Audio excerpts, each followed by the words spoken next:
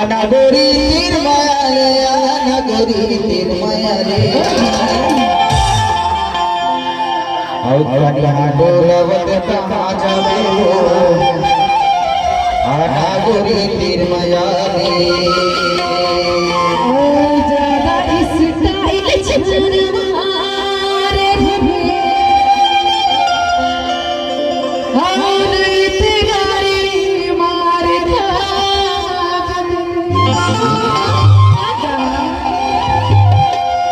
अनागोरी तीर माया रे अनागोरी तीर माया रे अनागोरी तीर माया रे अनागोरी तीर माया रे अनागोरी तीर माया रे अनागोरी तीर माया रे अनागोरी तीर माया रे अनागोरी तीर माया रे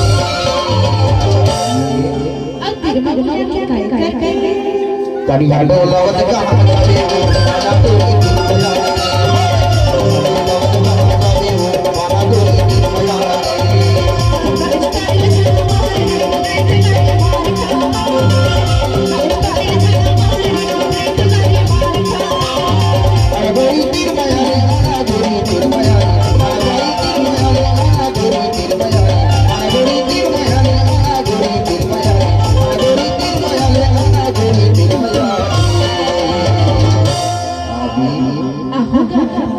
झलकी डोलवत कहाँ जावे हो अनागोरी तीर माया रे अनागोरी तीर माया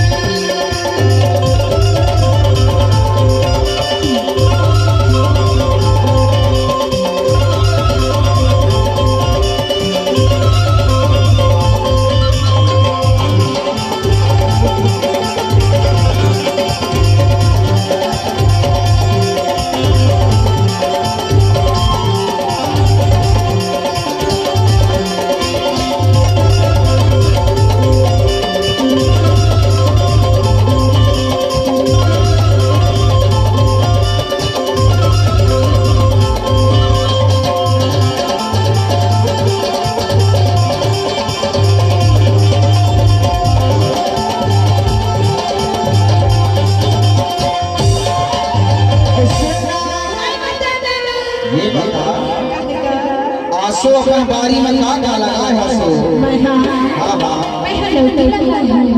तो गुरु लगा है तो करी लगा है लेकिन माय है अपन बारी में का लगा हो जाता माय अपन बारी में का लगा हो जाता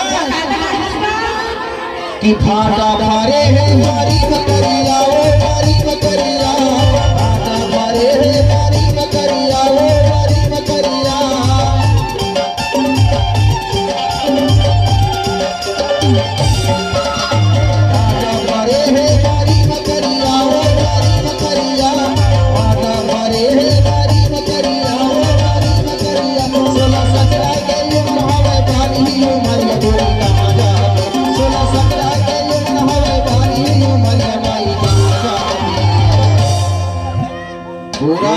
खेती चला के काटा के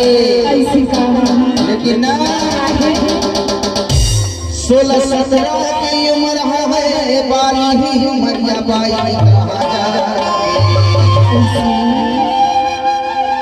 और झलकी डोलवत कहाँ जावे हो अनागोरी तीर माया अनागोरी तीर माया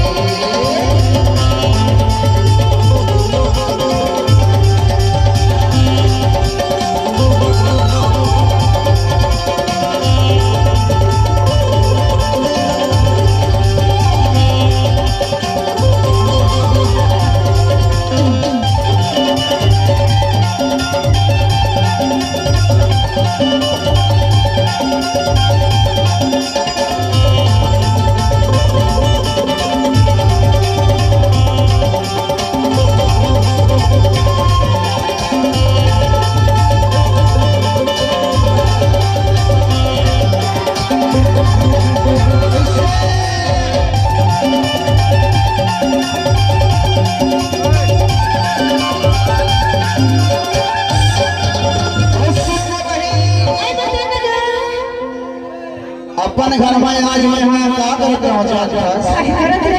बोला जल्दी आना इसे गाँव